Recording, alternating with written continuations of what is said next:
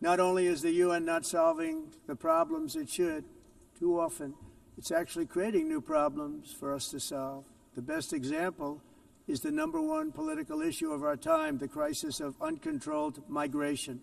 It's uncontrolled. Your countries are being ruined. The United Nations is funding an assault on Western countries and their borders. In 2024, the UN budgeted $372 million in cash assistance to support an estimated 624,000 migrants journeying into the United States. Think of that. The UN is supporting people that are illegally coming into the United States, and then we have to get them out. The UN also provided food, shelter, transportation, and debit cards to illegal aliens. Can you believe that? On the way to infiltrate our southern border. Millions of people came through that southern border. Just a year ago, millions and millions of people were pouring in, 25 million altogether over the 4 years of the incompetent Biden administration. And now we have it stopped, totally stopped. In fact, they're not even coming anymore because they know they can't get through. But what took place is totally unacceptable. The UN is supposed to stop invasions, not create them and not finance them. In the United States, we reject the idea that mass numbers of people from foreign lands can be permitted to travel halfway around the world, trample our borders, violate our sovereignty, cause unmitigated crime, and deplete our social safety net. We have reasserted that America belongs to the American people, and I encourage all countries to take their own stand in defense of their citizens as well. You have to do that because I see it. I'm not mentioning names. I see it, and I could call every single one of them out. You're destroying your countries. They're being destroyed. Europe is in serious trouble.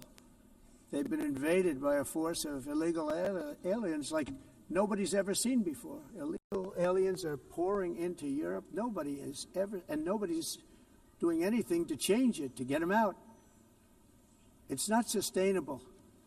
And because they choose to be politically correct, they're doing just absolutely nothing about it. And I have to say, I look at London, where you have a terrible mayor, terrible mayor, and it's been so changed. So changed. Now they want to go to Sharia law, but you're in a different country. You can't do that. Both the immigration and their suicidal energy ideas will be the death of Western Europe if something is not done immediately. This cannot be sustained. What makes the world so beautiful is that each country is unique. But to stay this way, every sovereign nation must have the right to control their own borders. You have the right to control your borders, as we do now, and to limit the sheer numbers of migrants entering their countries and paid for by the people of that nation that were there and that built that particular nation at the time. They put their blood, sweat, tears, money into that country, and now they're being ruined. Proud nations must be allowed to protect their communities and prevent their societies from being overwhelmed by people they have never seen before, with different customs, religions, with different everything. Where migrants have violated laws, lodged false asylum claims, or claimed refugee status for illegitimate reasons, they should, in many cases, be immediately sent home. And while we will always have a big heart for places and people that are struggling and truly compassionate, answers will be given. We have to solve the problem, and we have to solve it in their countries, not create new problems in our countries. And we are very helpful to a lot of countries that are just not able to send their people anymore. They used to send them to us in caravans of 25,000, 30,000 people each. These massive caravans of people pouring into our country, totally unchecked and unvetted. But not anymore. According to the Council of Europe in 2024, almost 50% of inmates in German prisons were foreign nationals or migrants. In Austria, the number was 53% of the people in prisons were from places that weren't from where they are now. In Greece, the number was 54%, and in Switzerland, beautiful Switzerland, 72% of the people in prisons are from outside of Switzerland. When your prisons are filled with so-called asylum seekers who repaid kindness, and that's what they did. They repaid kindness with crime. It's time to end the failed experiment of open borders. You have to end it now. See, I can tell you, I'm really good at this stuff. Your countries are going to hell.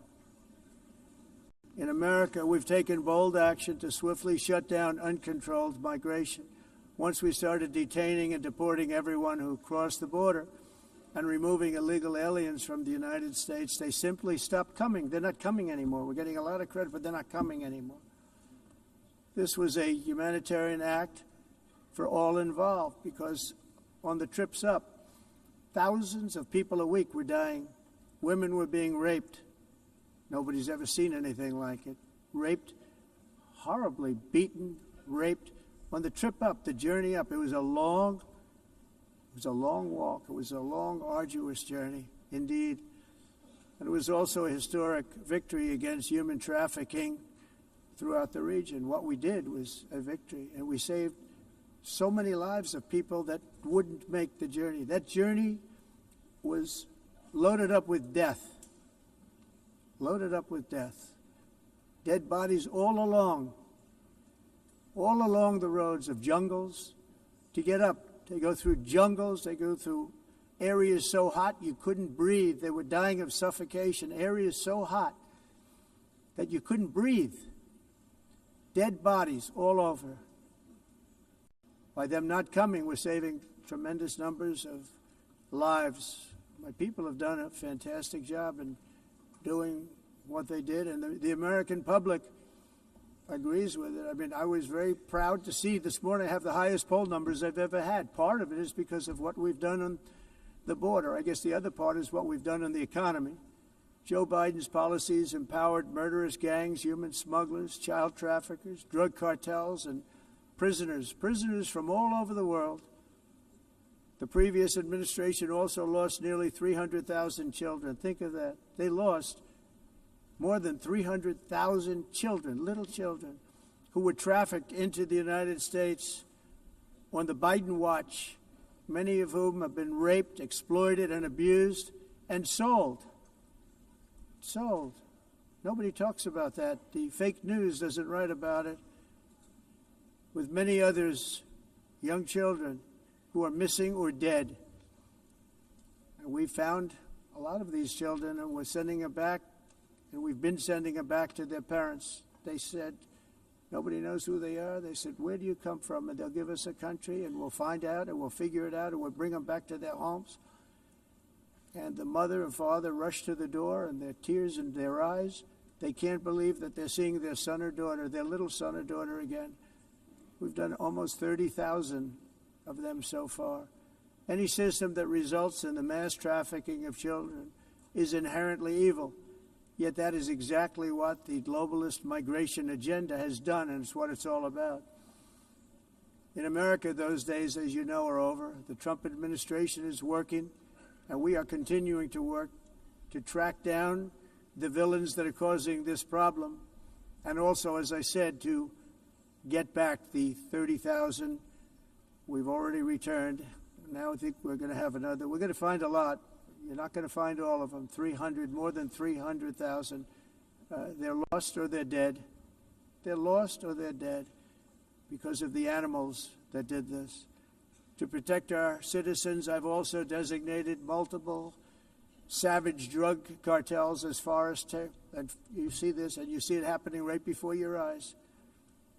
Let's put it this way. People don't like taking big loads of drugs in boats anymore. There aren't too many boats that are traveling on the seas by Venezuela. They tend not to want to travel very quickly anymore. And we've virtually stopped drugs coming into our country by sea. We call them the water drugs. They kill hundreds of thousands of people. I've also designated multiple savage drug cartels as far as foreign terrorist organizations, along with two bloodthirsty transnational gangs, probably the worst gangs anywhere in the world, MS-13 and Tren de Aragua. Tren de Aragua was from Venezuela, by the way. Such organizations torture, maim, mutilate, and murder with impunity. They're the enemies of all humanity. For this reason, we've recently begun using the supreme power of the United States military to destroy Venezuelan terrorists and trafficking networks led by Nicolas Maduro. To every terrorist thug smuggling poisonous drugs into the United States of America, please be warned that we will blow you out of existence. That's what we're doing. We have no choice.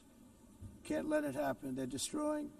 I believe we lost 300,000 people last year to drugs, 300,000. Fentanyl and other drugs. Each boat that we sink carries drugs that would kill more than 25,000 Americans. We will not let that happen. Energy is another area where the United States is now thriving like never before. We're getting rid of the falsely named renewables. By the way, they're a joke. They don't work. They're too expensive. They're not strong enough to fire up the plants that you need to make your country great. The wind doesn't blow. Those big windmills are so pathetic and so bad, so expensive to operate. And they have to be rebuilt all the time, and they start to rust and rot. Most expensive energy ever conceived, and it's actually energy. You're supposed to make money with energy, not lose money. You lose money, the governments have to subsidize. You can't put them out without massive subsidies. And most of them are built in China, and I give China a lot of credit. They build them, but they very few wind farms. So why is it that they build them and they send them all over the world, but they barely use them? You know what they use? Coal. They use gas. They use almost anything, but they don't like wind. But they sure as hell like selling the windmills. Europe, on the other hand, is a long way to go, with many countries being on the brink of destruction because of the green energy agenda. And I give a lot of credit to Germany. Germany was being led down a very sick path, both on immigration, by the way, and on energy. They were going green, and they were going bankrupt. And the new leadership came in, and they went back to where they were, with fossil fuel and with nuclear, which is good. It's now safe. You can do it properly. But they went back to where they were, and they opened up a lot of different plants, energy-producing plants, and they're doing well. I give Germany a lot of credit for that. They've said this is a disaster, what's happening. They were going all green. All green is all bankrupt. That's what it represents. And it's not politically correct. I'll be very badly criticized for saying it, but I'm here to tell the truth. I don't care. It doesn't matter to me. I'm in New York City. I'm feeling a lot safer. Crime, we're getting crime down. And by the way, speaking of crime, Washington, D.C. was the crime capital of America. Now it's after 12 days, it's a totally safe city. Everyone's going out to dinner. They're going out to restaurants. Your wife can walk down the middle of the street with or without you. Nothing's going to happen. My people have done a fantastic job. And yes, I called in the National Guard, and the National Guard took care of business. And they weren't politically correct, but they took care of business. We got 1,700 career criminals out, brought them back to where they came from, the countries where they came from, or put them in jails. Washington, D.C. is now a totally safe city again, and I welcome you to come. In fact, we'll have dinner together at a local restaurant, and we'll be able to walk. We don't have to go by an armor-plated vehicle. We'll walk right over there from the White House.